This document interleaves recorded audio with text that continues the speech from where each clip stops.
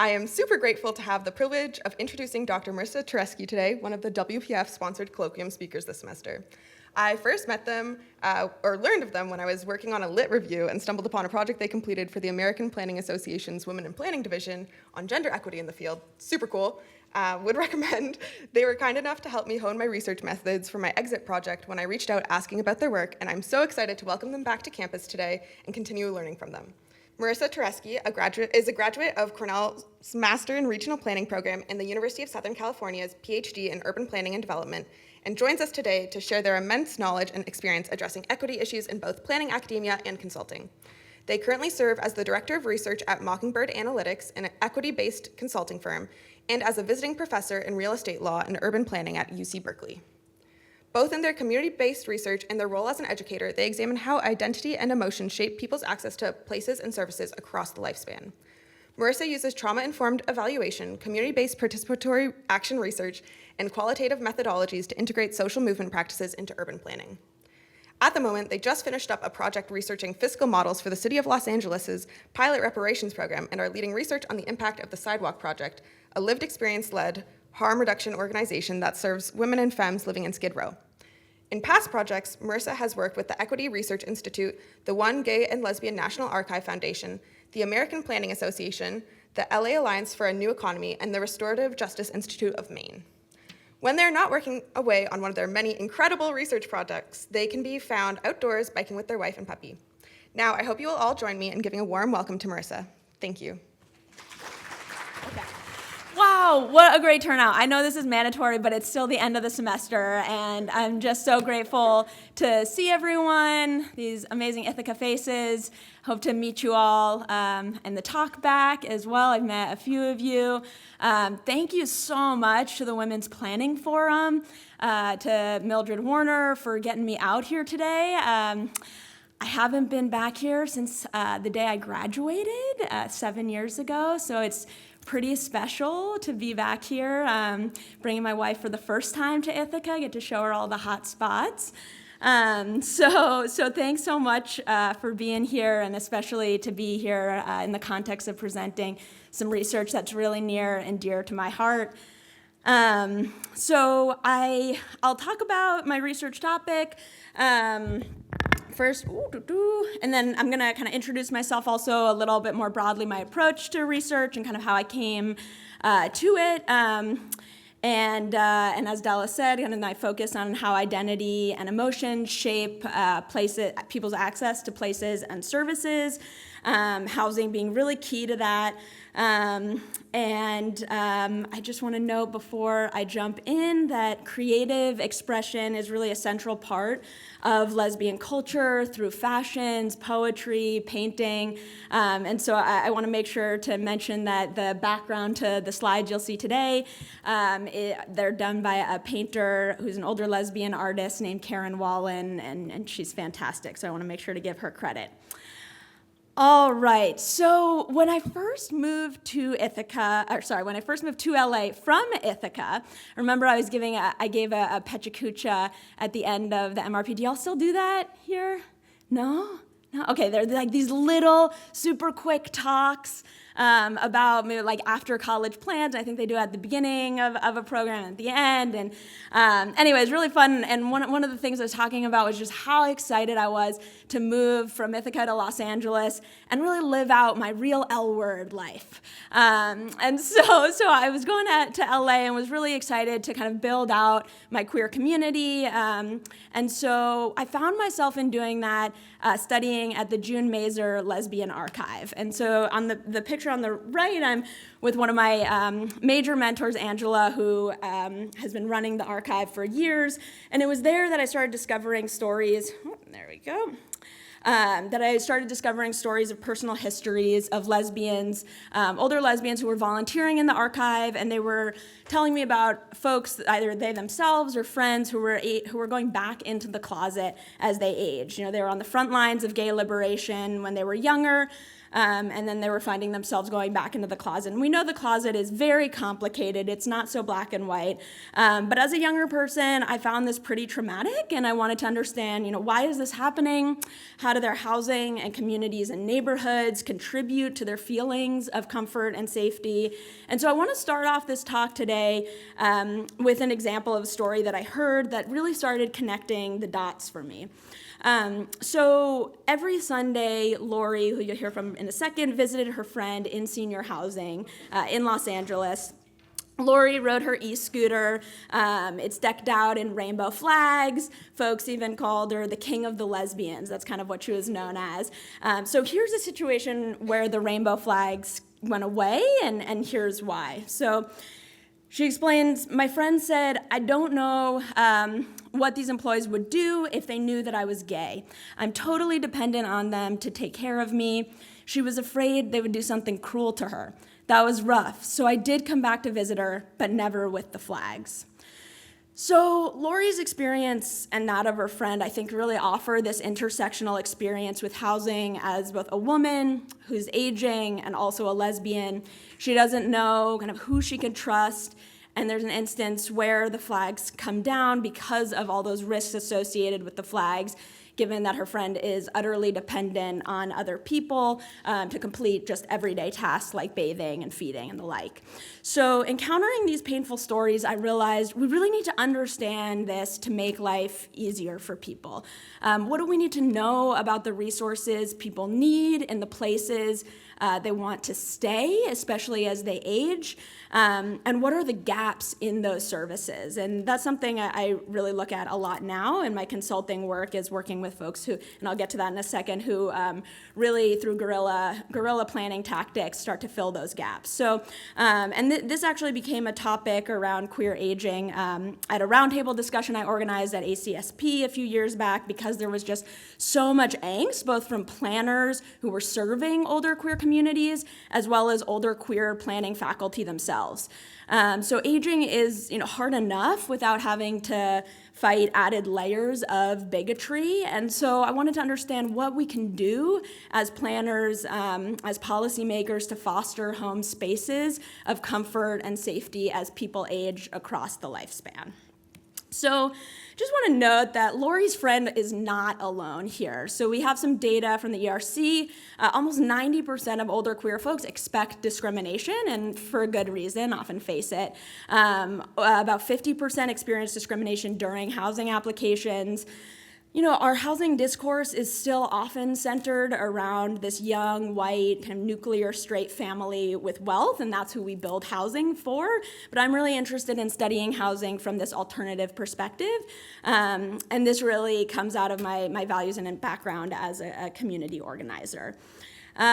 So a little nod to my graduation here at Sibley. My research questions generally in urban planning really grew out of my advocacy in food justice, in interfaith organizing, restorative justice work, leading me here to Cornell, where I worked on my master's and published some research, as Della mentioned, with Mildred on gender disparities and transformational leadership in planning organizations.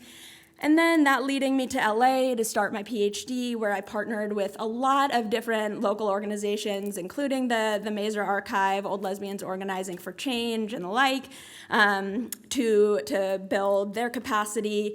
And that's really where my dissertation work grew out of. And so now I run the community engaged research team at Mockingbird, and what we really do there is we partner with nonprofits and public sector community leaders to conduct equity-based research across different kinds of social movements. So this can be anything from BIPOC, youth-led environmental justice, fiscal stress, measuring fiscal stress in migrant communities, housing and harm reduction among sex workers, and a recent project I just picked up is around drag performers organizing around workplace justice.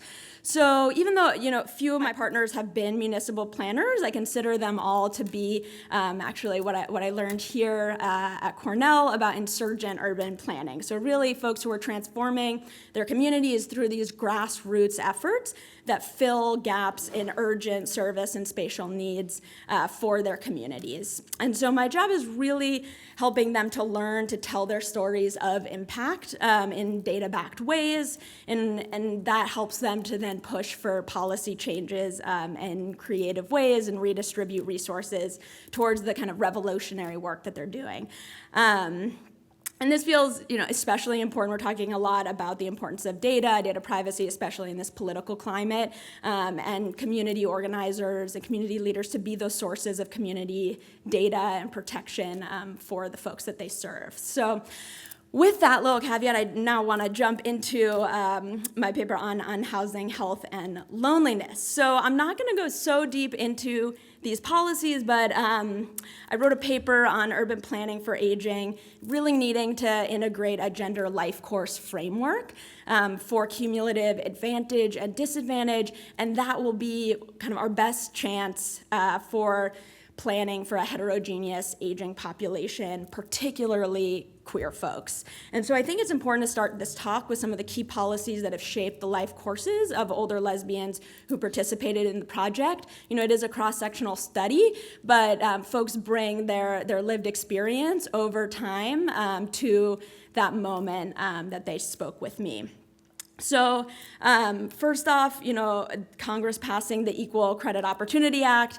Imagine these folks being 30 years old and only then being able to start building up credit. I don't know about you, but by that time, I'm wanting to apply for mortgage loans already. And so to imagine only having access to credit once I'm in my 30s, it's a different life. And so most folks also, I thought it was important to also include same-sex marriage.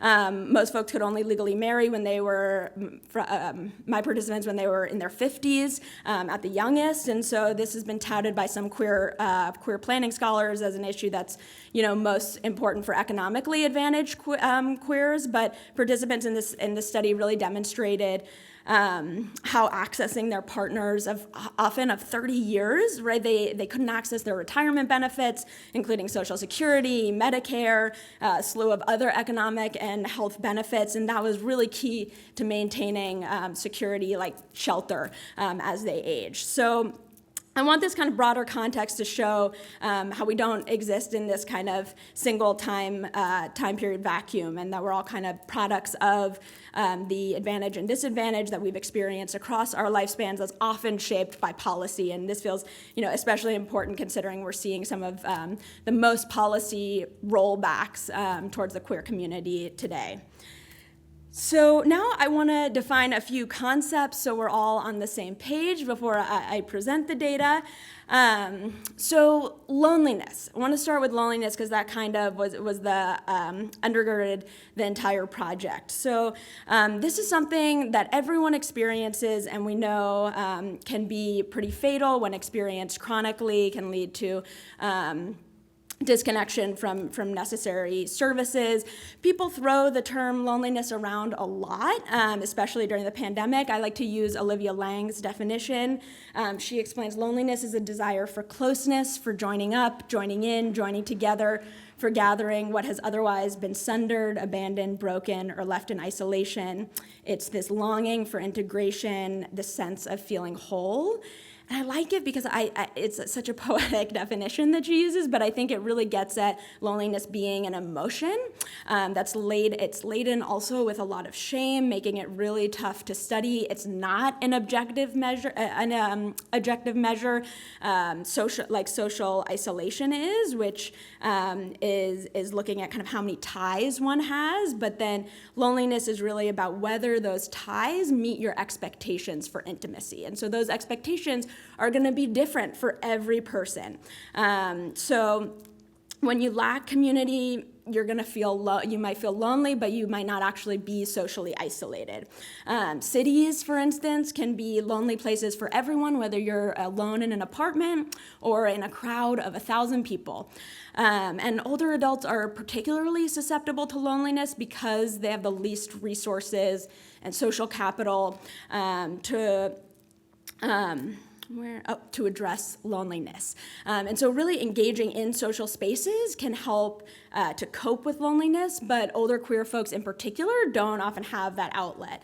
And I'll talk about that in a moment. But more structurally, capitalism, heteropatriarchy, white supremacy, settler colonialism, these are all loneliness-making projects that can destroy communities.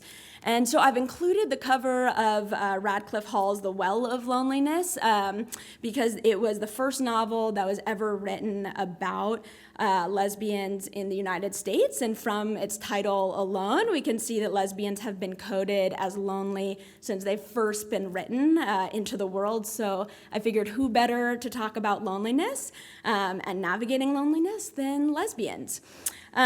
So even though everyone experiences loneliness, studying loneliness in the urban context, we can begin to spatialize this kind of emotional toll and systemic nature of being forced out and what those implications are, particularly in the housing context. So early interviews kept coming back to the importance of home as both very empowering, but also pretty lonely. So lesbian homemaking is this concept I've derived that's all about disrupting and transforming heteronormative and patriarchal practices, specifically in the home. Not to be confused with Donna Reed's homemaking. Very, very different. Queer and feminist scholars have long critiqued the house as this key site for heteronormativity, for heterosexist and patriarchal planning practices. They've also shown the dangers of public space for queer people and women, and those threats only amplify as one ages. Historically, lesbians, especially Black lesbians, often gathered in private homes, really disrupting that public-private divide to have community spaces while also avoiding the threat of police brutality. The lesbian bars, for instance, is kind of the only quasi-public space for lesbian community, often faced police raids, and so really threatening folks' safety there. And so when public and commercial space doesn't feel safe to even hold your partner's hand, which is pretty standard for queers of this generation, the silent and boomer generation. The home can take on this particular valence differentially across groups. So I want to know kind of how does the home fit in? You know, we don't really have a great sense, and studies of homes have really been steeped so much in heteronormativity. We get a little bit of sense from the queer domesticity literature, but it might look, something as broad as just hosting friends and neighbors of all sexual orientations and gender identities. It could be flying rainbow flags on your porch, or even simply reconceptualizing domestic labor duties or parenting roles. But one thing that's key to this lesbian homemaking practice, I kind of draw from Bell Hooks's home places theory, where she refers to the dwelling as well as the context and community where people can be Black, and I extend that to queer communities as well. So using the word home throughout the talk, not only to refer to just the dwelling, but this spatial phenomenon that includes the community and the landscape as well. So it's this process of being in a place, kind of part of a community, knowing your neighbors, building relationships, and homemaking is really this key component of community building. So now I want to map lesbian homemaking, stay with me here, lesbian homemaking onto frameworks for aging in place. And so aging in place is this widely shared goal among older adults to age not just in the same house, but in the same home community or neighborhood that you currently occupy. So when we start to think intersectionally about aging in place, we start to think about who gets to stay and who doesn't. So urban spaces, just kind of generally, we know that they're designed for younger, able-bodied people. Even queer spaces are often bars, still to this day, which often exclude older adults socially and physically. They're dark, they're noisy. I had one participant who was honored in a lesbian bar space, and they had to bring her a whole seating situation so that she could have some place to sit down and rest. So older queers often find the safety and comfort instead in their own homes. So together, I think these frameworks fill this gap in the housing literature and offer a new approach to urban housing research that cares not just about the dwelling itself, but about the spatial communities generally where people are living. And so there's little known about these more ordinary everyday housing dynamics through a kind of detailed ethnographic lens, particularly among historically underserved communities like queer folks, which is really needed to develop a more robust account of people's experiences in the city.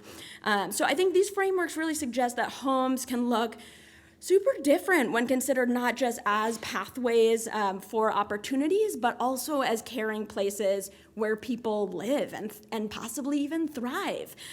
So participants' different uses of their homes either fostered or challenged older lesbians' health and safety through their experiences of loneliness in the face of kind of the overlapping patriarchy, homophobia, and ageism.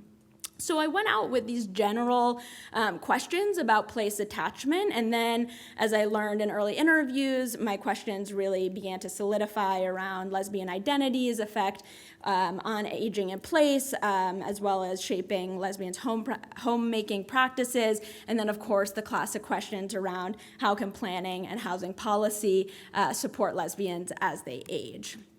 So to understand these questions, I recorded 29 oral histories with older adults who self-identified as lesbians, used this queer method of chain referrals through a snowball mechanism that's sensitive to community formation, social networks, geographic clustering.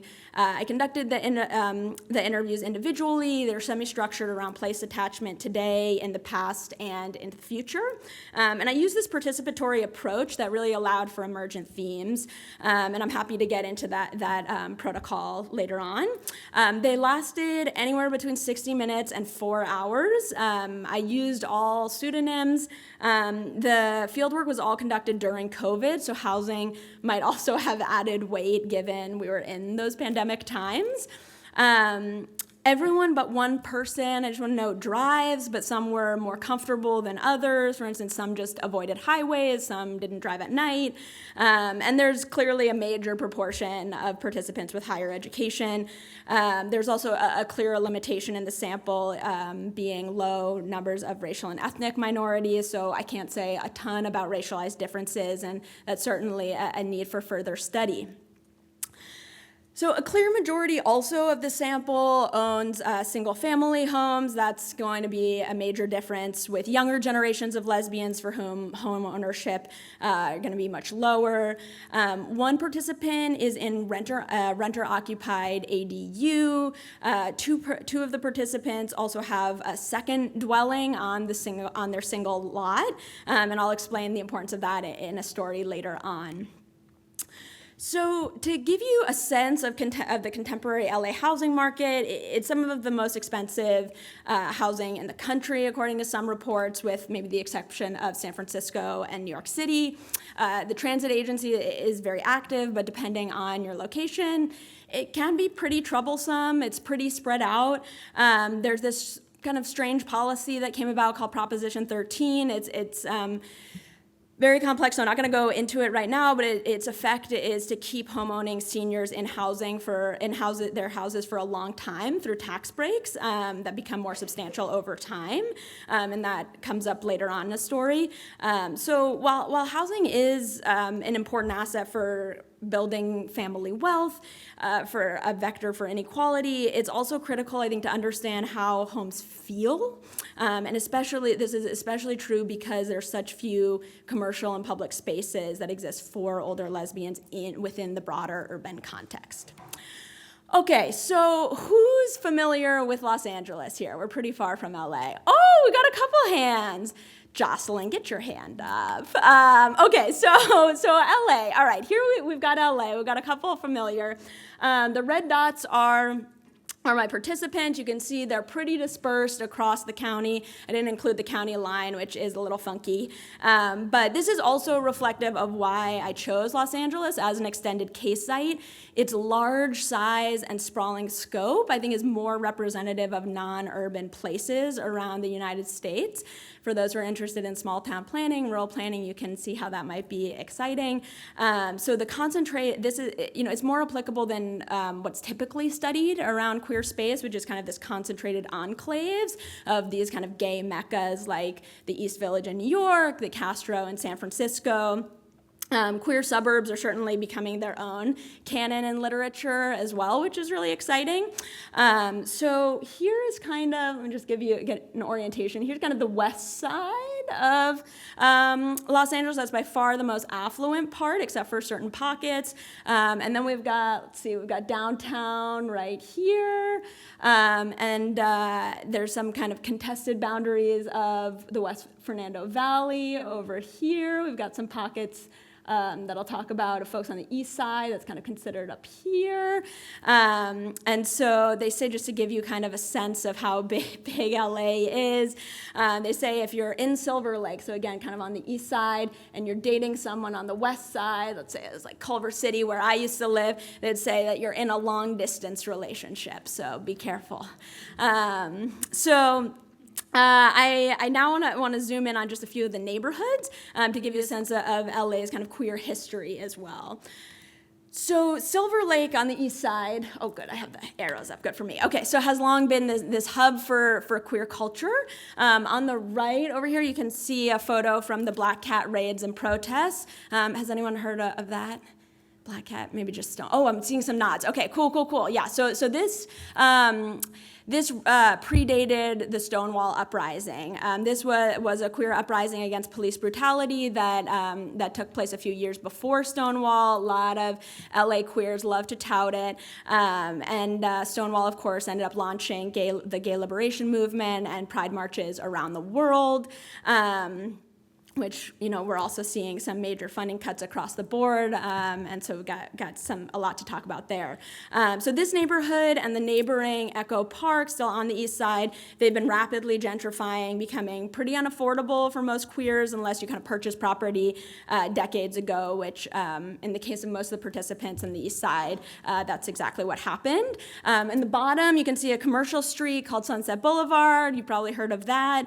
And then on the left, I have a typical kind of residential area, very green, sidewalks, bungalows. Then we've got West Hollywood. Folks have probably heard of West Hollywood. It's this separate city within the county of Los Angeles. It's the site of the first known bars in Los Angeles that actually allowed lesbians in the 1930s.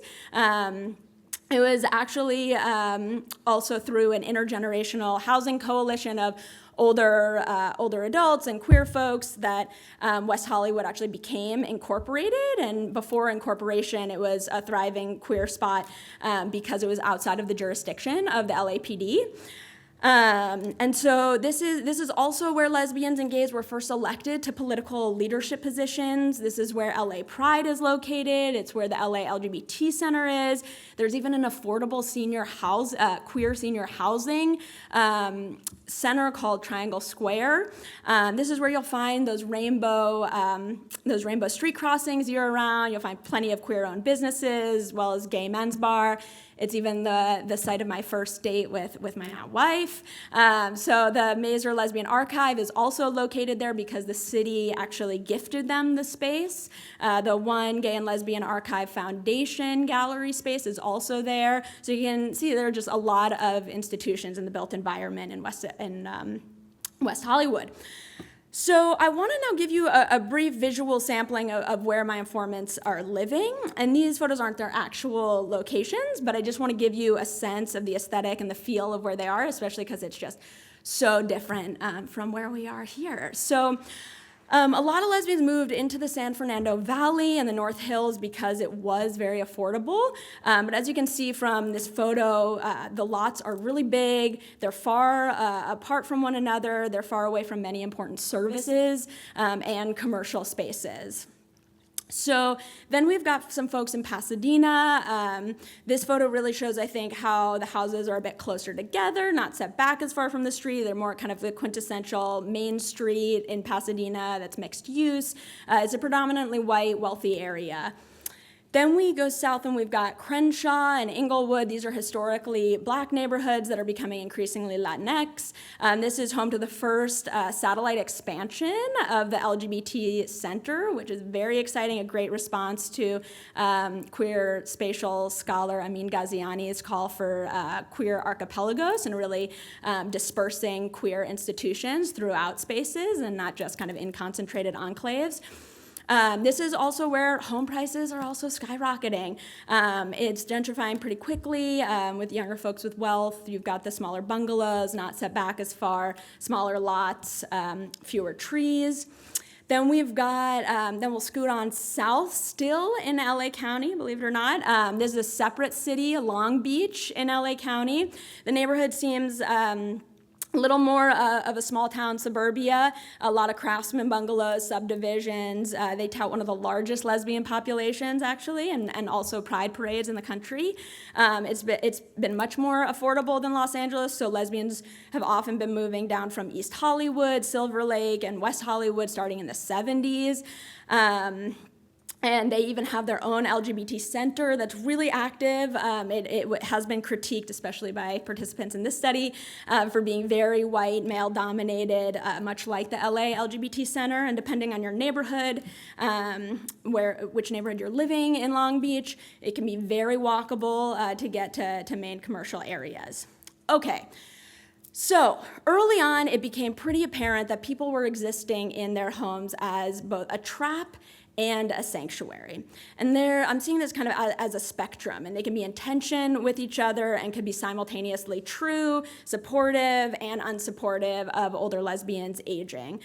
So having these deeper discussions with older lesbians, homemaking practices were then derived from these 5 key themes, which I don't have in any particular order. And I think they tell us about whether a person is lonely and situated in a trap or a sanctuary. And in that sanctuary, they can find what loneliness theorists actually have considered this kind of positive form of loneliness that they call solitude.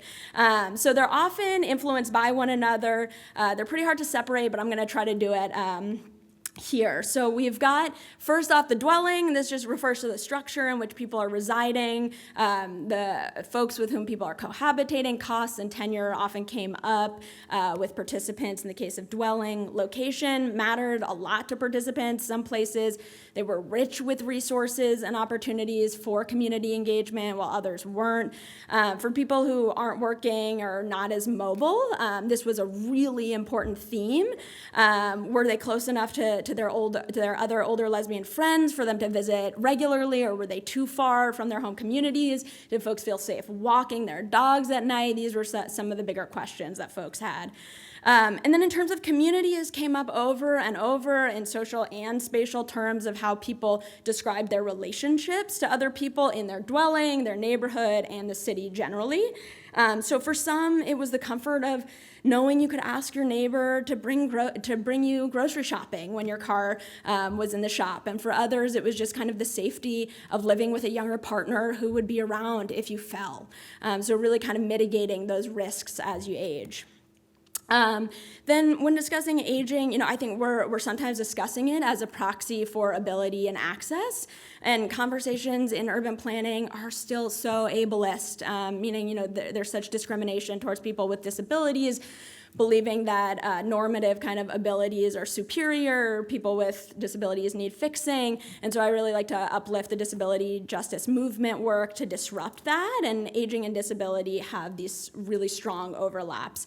So many participants shifting abilities and disabilities had a really strong effect on whether they felt lonely or connected in their homes. Participants might feel safe and comfortable when they had a neighbor to drive them to a doctor's appointment, but there was then this loneliness loneliness and fear among participants whose spaces and services remained inaccessible or, almost worse, uncertain, right? They're worried about who would take care of them if nobody heard them fall. And then finally, caring. I use the Care Collective's definition of caring, which is really this political, social, material, and emotional conditions that nurture the welfare and the flourishing of most people and just kind of generally living creatures through this recognition and embrace of our interdependencies, and that interdependency being really critical to caring practices. So it's not just this individual practice, but also this common capacity and activity, and it can range from hands-on care to familial care. It could even be activists mobilizing around political policies. So homemaking is really where people need to receive and give care, but if you don't have some of these other factors, then it can ultimately feel like a trap. And so depending on one's context, one's personal experiences and histories, caring can be this source of depletion and loneliness, or it can be this reminder of love and community, and sometimes it can shift day to day. So trap, being really isolated, hard to escape, this kind of lack of agency, sanctuary, being these elements of the sacred, nurturing, supportive, sustaining. These can all be positive and negative depending on your context and experiences. Where you miss one, it might be a risk factor, but then if you don't have multiple combined with certain identities and experiences, it can maybe only exacerbate problems further and plainly reduce quality of life and life expectancies. So I think, a lot of these themes are really underexplored in housing, and certainly housing that centers women's experiences. So now to get into the stories. So for some, the house is this trap in the sprawling landscape of Los Angeles. So Taylor explains, now I'm really far out in the North Hills, but I was with family. Then all of a sudden, my family died. The 2 women I loved, my 2 dogs, all within 11 months. Here, I was alone. So the location of the North Hills had worked great for Taylor for decades. It reminded them of the Canadian prairies of their hometown, of the women's festivals that they even hosted around the world, and then everything changed for them over the course of just 11 months, and the location and the community just aren't there anymore. So mortality, grief, they can bring unknowns that are certainly lonely. Also, just a little side note on the right, I have those key concepts that I think the quote generally speaks to. So the next participant we hear from Jackie, she loved being in her home alone. She even called it her happy home, but then she contracted a staph infection, and that left her still relearning to walk by the time we met. So she explains, I just didn't want to be alone with me. I need physical help. I just didn't feel safe kind of with my own thoughts and feelings. As you know, I'm not very functional. I feel very vulnerable. I feel like I'm broken. So because of her illness and aging, as well as this kind of lack of care, she started to feel unsafe in her own home. So I think this shows just how important home care policies are as a housing proposal. We can start to think about kind of how cities and neighborhoods can integrate affordable care services to make them more accessible for people like Jackie, so she can stay feeling safe in her own home, and therefore even safe in her own body as she ages. So women across the world do much more unpaid care work than men. It comes with its own set of burdens and health issues as well. So the queer community and communities of color have long undertaken this informal care work out of this sense of duty or responsibility or frankly just love. Laura, who we hear from next, experiences this change in her space as she started to resent it with her duties as the main caregiver for a woman who's both her roommate, her friend, and her landlord who has dementia. She explains, this is a heavy, heavy burden. I've noticed a shift in how I've been feeling in the last 10 years, not only physically, but mentally. I'm just not being fulfilled by life, and a lot of this has to do with my living situation. So the dwelling, it's affordable, great. Its location in Pasadena isn't ideal because she feels safe in some ways to walk her dog, but also really isolated from her home community and in other ways. So taken together, the home can really become this trap when someone's physically isolated in their house, away from connections, grieving, isolated from the care that they need to maintain their body and physical well-being. And it can be a trap when you're just overburdened with care responsibilities and have no reprieve from it.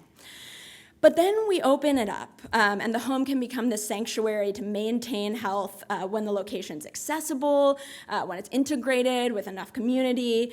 So the participant we hear from next, Leah, bought a lot in West Hollywood, and which is one of the historic gay neighborhoods in LA. And she bought it there because it was one of the few places where she could have 2 dwellings on one lot. That was really important because her best friend, who's a gay man, lives in the second dwelling, so they could co-parent their 2 children together. And there really weren't many places where she found that arrangement to be zoned possible in the 90s when she was looking to buy. She explains, so we just worked it out so it could be, a kind of 2-house family place with a nice outdoor area in the middle. The kids, when they were little, they would go back and forth and play there. We'd have dinner there. Now they have this ping pong table out between the 2 houses, a big tree that she adores. The dwelling was affordable for her in the location, and importantly, it was zoned for her needs to keep her community, which in this case was her kids and her best friend / co-parent, together and accessible. And this was particularly important amid childcare duties. So Janice, who we hear from next, lives in the house that she owned with her late wife in Pasadena. She lived there for decades and developed a lot of friendships around the neighborhood, playing tennis, coordinating social groups, largely with other women on the east side. Her wife died a few years ago, and she had to kind of go back to the drawing board and figure out her housing situation. So she explains, where would I be able to afford to go and live out my life? Virtually every place I looked at, I'd be paying a higher monthly payment. So it just pays for me to stay here and maintain the house. So again, affordability was the most common rationale for people's housing choices. Homeownership, it's always been fragile for women generally, and lesbians in particular. So the right to marriage, as I mentioned, offered many participants the financial benefits that they needed to age in place and find the care that they needed. So Janice's house is a 3-bedroom, the one that she owned with her late wife, and she wanted to downsize to a 1-bedroom in downtown Pasadena. But this is what she was referring to, is it was actually more affordable, largely because of Proposition 13, for her to stay in this 3-bedroom dwelling. And this is a broader trend that we see among older adults that influences housing turnover and availability across the board. So the last story I want to tell is Abby's. With the opening of the LA Women's Building in 1973, LA became this birthplace of a new lesbian feminist art movement across America. It's a huge reason why so many lesbians from around the country moved to Los Angeles. So some participants felt spiritually connected to their house through their artistic endeavors in their dwelling, which were then critical to their health and healing as they aged. So Abby explains, the longest I've ever lived in one place is right here in this house. I enjoy having my art around